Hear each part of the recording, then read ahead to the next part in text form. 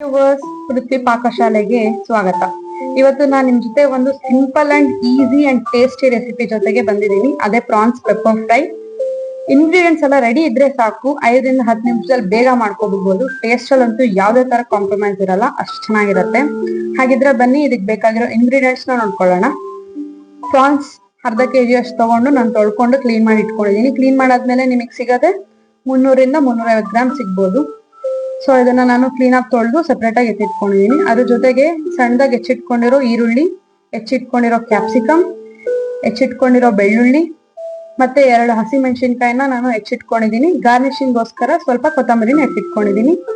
ಎಣ್ಣೆ ಬೇಕಾದಷ್ಟು, 2 ಸ್ಪೂನ್ ಅಷ್ಟು ಪೆಪ್ಪರ್ ಪೌಡರ್ನ ಎತ್ತಿಟ್ಕೊಂಡಿದ್ದೀನಿ. ರುಚಿಗೆ ತಕ್ಕಷ್ಟು ಉಪ್ಪನ್ನ ಎತ್ತಿಟ್ಕೊಂಡಿದ್ದೀನಿ.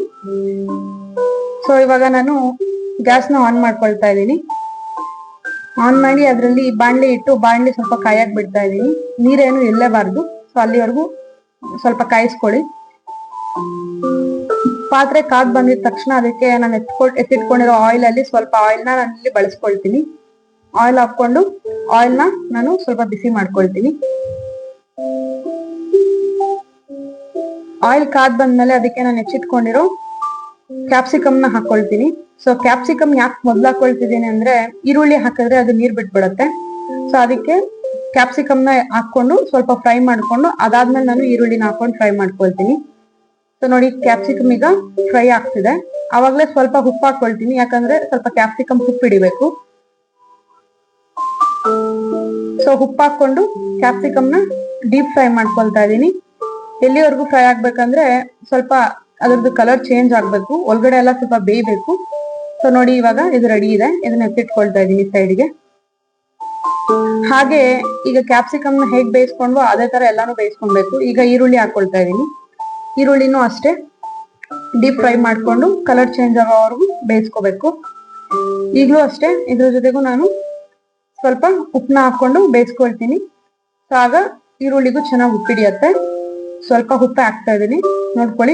ಒಂದ್ 2-3 ಚಿಟಿಕೆ ಅಷ್ಟು ಮಾತ್ರನೇ ಹಾಕಿದೀನಿ, ನೀವು ನೋಡ್ತಿರ್ಬೋದು. ಈಗ ನೋಡಿ, ಇದನ್ನು ಗೋಲ್ಡನ್ ಬ್ರೌನ್ ಆಗಿದೆ. ಸೊ ಇವಾಗ ಅದನ್ನು ತೆಗೆದು ಸೈಡ್ ಇಟ್ಕೊಳ್ತೀನಿ. ನೆಕ್ಸ್ಟ್ ಅದೇ ಬಾಂಡ್ಲಿಗೆ, ಅದೇ ಎಣ್ಣೆಗೆ ಹೆಚ್ಚಿಟ್ಕೊಂಡಿರೋ ಚಿಲ್ಲಿನ ಹಾಕ್ತಾ ಇದೀನಿ. ಈಗ ಚಿಲ್ಲಿನೂ ಫ್ರೈ ಮಾಡ್ಕೊಳ್ತಾ ಇದೀನಿ. ನೋಡಿ, ಈಗ ಚಿಲ್ಲಿ ಎಲ್ಲಾನು ಚೆನ್ನಾಗಿ ಫ್ರೈ ಆಗಿ ಅದ್ರ ಮೇಲೆ ಇರೋ ಚರ್ಮ ಬಿಳುಪಕ್ ತಿರುಗಿ ಬರ್ಬೇಕು.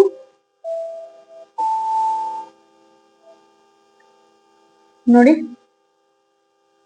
ಫ್ರೈ ಆಗಿದೆ ಅನ್ಸುತ್ತೆ ಈಗ ಆಲ್ರೆಡಿ. ಅದ್ರದ್ದು ಚರ್ಮ ಎಲ್ಲ ಬೆಳ್ಪು ಆಗ್ತಿದೆ. ಸೊ ಇವಾಗ ನಾನು ಇದನ್ನು ತೆಗೆದು ಎತ್ತಿಟ್ಕೊಳ್ತೀನಿ. ಈಗ ಅದೇ ಬಾಣ್ಲಿಗೆ ಚಾಪ್ ಮಾಡಿ ಇಟ್ಕೊಂಡಿರೋ ಅಂತ ಬೆಳ್ಳುಳ್ಳಿನೂ ಹಾಕೊಳ್ತಾ ಇದೀನಿ. ಬೆಳ್ಳುಳ್ಳಿನೂ ಅಷ್ಟೇ ಅದ್ರ ಬಣ್ಣ ಬದಲಾಗಿ ಕಂದು ಬಣ್ಣ ಬರೋವರೆಗೂ ನಾವು ಅದನ್ನ ಡೀಪ್ ಫ್ರೈ ಮಾಡ್ಕೋಬೇಕಾಗತ್ತೆ. ಇದು ಅಷ್ಟೇ ಈಗ ಬಣ್ಣ ಬದಲಾಗಿ ಚೆನ್ನಾಗಿ ಡೀಪ್ ಫ್ರೈ ಆಗಿದೆ. ಸೊ ಇದನ್ನು ನಾನು ಇವಾಗ ತೆಗೆದು ಸೈಡ್ಗೆ ಇಟ್ಕೊಳ್ತಾ ಇದ್ದೀನಿ. ಈಗ ಅದೇ ಬಾಣ್ಲಿಗೆ ಫೈನಲ್ ಆಗಿ ನಾವು ಎತ್ತಿಟ್ಕೊಂಡಿರೋ ಅಂತ ಪ್ರಾನ್ಸ್ ನ ಹಾಕ್ತಾ ಇದ್ದೀನಿ. ಪ್ರಾನ್ಸ್ ನ ಹಾಕಿ ಅದನ್ನು ಅಷ್ಟೇ ಫ್ರೈ ಮಾಡ್ಬೇಕು. ಅದು ಪ್ರಾನ್ಸ್ ಅದ್ರಲ್ಲೇ ಇರೋ ನೀರು ಬಿಟ್ಟು ಹಿಂಗೋವರೆಗೂ ನಾವು ಅದನ್ನ ಫ್ರೈ ಮಾಡ್ಕೋಬೇಕು.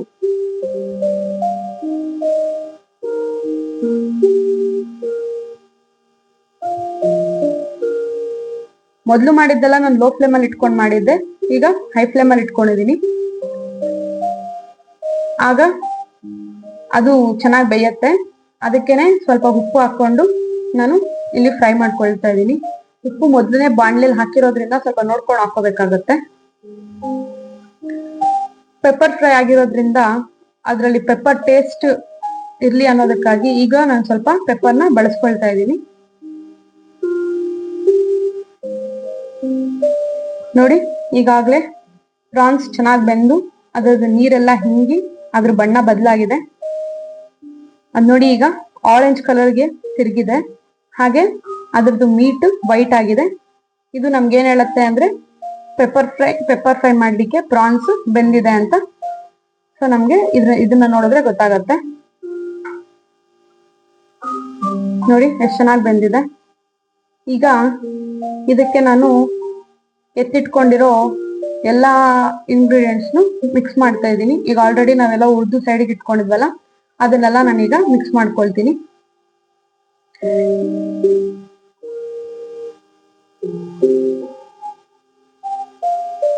ಎಲ್ಲಾನು ಚೆನ್ನಾಗಿ ಹೊಂದ್ಕೊಂಡು ಸ್ಪ್ರೆಡ್ ಆಗೋ ತರ ನಾನು ಇದಕ್ಕೆ ಒಂದು ಒಳ್ಳೆ ಮಿಕ್ಸ್ ಕೊಟ್ಕೊಳ್ತೀನಿ.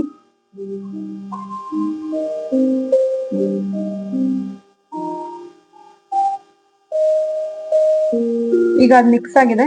ಇದಕ್ಕೆ ಅರ್ಧದಷ್ಟು ನಿಂಬೆಹಣ್ಣು ಹಿಂಡ್ಕೊಳ್ತೀನಿ. ಸಾರಿ, ನಾನು ಇದನ್ನ ಫಸ್ಟ್ ನಿಮ್ಗೆ ತೋರಿಸಿರ್ಲಿಲ್ಲ. ಅರ್ಧ ಹೋಳಷ್ಟು ನಿಂಬೆಹಣ್ಣ ಲಾಸ್ಟ್ ಅಲ್ಲಿ ಒಲೆಯಿಂದ ಇಳಿಸಿದ್ಮೇಲೆ ಹಿಂಡ್ಕೊಂಡ್ರೆ ಸಾಕು. ಇಲ್ಲ ಅಂದ್ರೆ ಒಲೆ ಮೇಲೆ ಇಟ್ಟು ಅದು ಕಾಯೋ ಟೈಮಲ್ಲಿ ಏನಾದ್ರೂ ನೀವು ಲೆಮನ್ ನ ಹಾಕಿದ್ರೆ ಅದು ಕಹಿ ಬಂದ್ಬಿಡುತ್ತೆ. ಸೊ ಇಳಿಸ್ಕೊಳ್ಳೋ ಟೈಮಲ್ಲಿ ಲೆಮನ್ ನ ಹಾಕಿ ಇಳಿಸಿದ್ರೆ ಸಾಕು.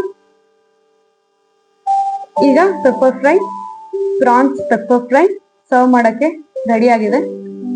ನೀವು ಇದಕ್ಕೆ ಯಾವ ತರ ಬೇಕಾದ್ರೂ ಪ್ಲೇಟಿಂಗ್ ಮಾಡ್ಕೊಳ್ಳಿ, ತುಂಬಾ ಚೆನ್ನಾಗಿರುತ್ತೆ. ಯಾರೇ ಬಂದ್ರು 10 ನಿಮಿಷದಲ್ಲಿ ಈಸಿಯಾಗಿ ಮಾಡ್ಕೊಡ್ಬೋದಾದಂತ ರೆಸಿಪಿ. ಮತ್ತೆ ಇದನ್ನ ಒಂದ್ಸಲ ನೀವು ಟ್ರೈ ಮಾಡಿದ್ರೆ ಮತ್ತೆ ಮತ್ತೆ ಮಾಡಿ ಅಂತ ಮನೇಲಿ ಕೇಳ್ತಾರೆ. ಹಾಗೆ ನೀವೊಂದ್ಸಲ ಇದನ್ನ ಟ್ರೈ ಮಾಡಿ ಹೇಗಿತ್ತು ಅಂತ ನನ್ಗೂ ತಿಳಿಸ್ಕೊಡಿ.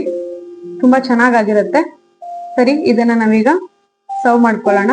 ಸೊ ನಾನು ಗಾರ್ನಿಶಿಗೋಸ್ಕರ ಎತ್ತಿಟ್ಕೊಂಡಿದ್ ಕೊತ್ತಂಬರಿನ ಇಲ್ಲಿ ಬಳಸ್ಕೊಂಡು ಗಾರ್ನಿಶ್ ಮಾಡ್ಕೊಳ್ತಾ ಇದ್ದೀನಿ. ನಾನು ಸಿಂಪಲ್ ಆಗಿ ಪ್ಲೇಟಿಂಗ್ ಮಾಡ್ಕೊಂಡಿದ್ದೀನಿ. ನೀವು ಇದನ್ನ ಹೇಗ್ ಬೇಕಾದ್ರೂ ಪ್ಲೇಟ್ ಮಾಡ್ಕೋಬಹುದು. ತುಂಬಾ ಚೆನ್ನಾಗಿರೋ ರೆಸಿಪಿ, ಒಂದ್ಸಲ ಟ್ರೈ ಮಾಡಿ. Thanks for watching.